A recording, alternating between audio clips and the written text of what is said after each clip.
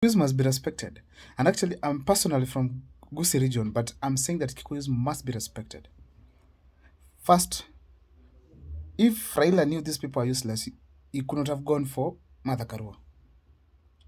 But he went for Martha Karua and he got 1.2 million votes, which is more than a half what the entire block of Luo Nyanza gave Raila Amolo Odinga.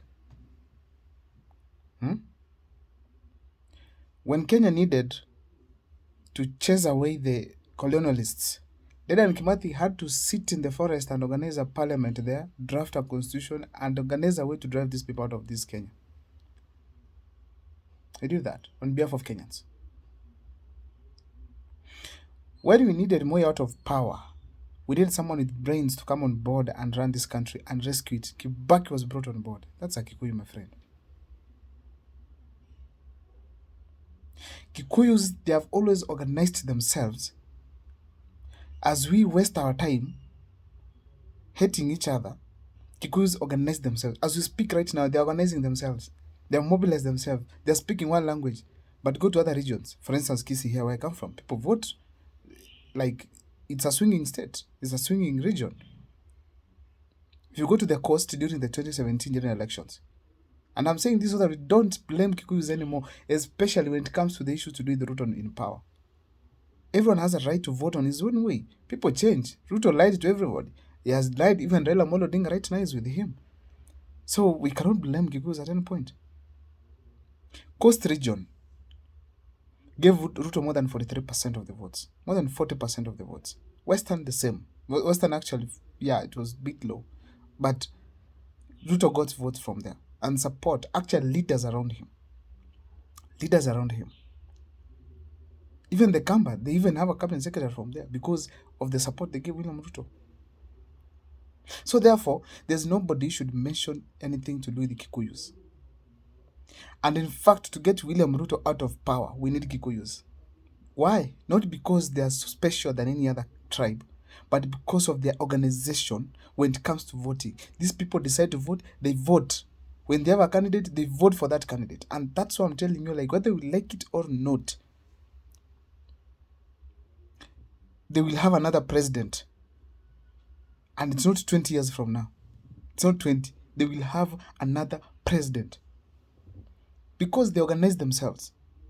As we speak right now, the best governor is coming from Kikuyu land. The Murang'a governor is doing very well. We cannot follow up that.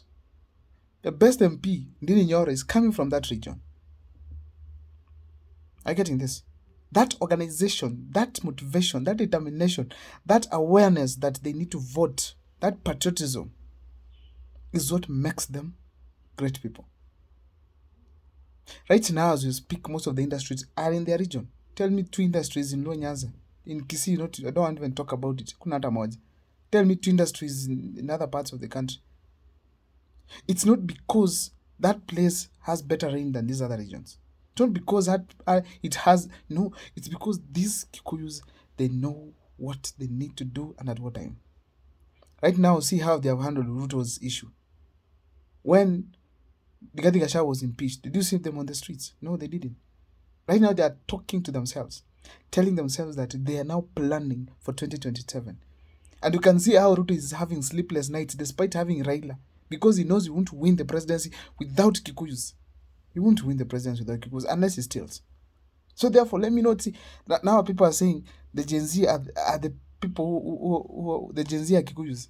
No, bro, and sis. In Kisii here, we were demonstrating as well. We were demonstrating seriously when we wanted Ruto out of power. The Gen Z protest in 2024, we were on the streets. When Raila called for demonstrations, Kisii here, it was number 1. So you can't blame us. So someone is telling us that Raila Amolo Odinga is right. And it's wrong to criticize him. We should be Wazalendo on what basis?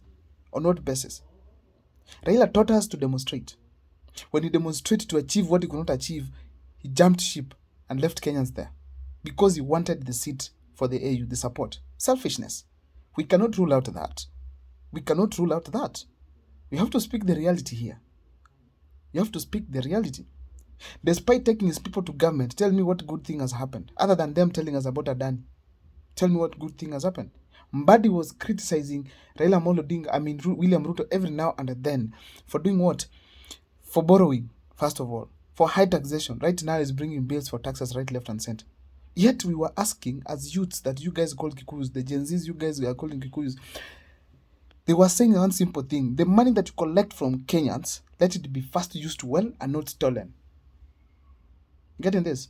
But now, Mbadi is collecting more for stealing. Let's see whether Mbadi is going to give us now the audit report for the loans that we are paying as Kenyans. It can't be like when you want to eat and you have food on the table, you don't care who else is eating, you just want to eat. Then you tell us here that, oh, the Kikuyus.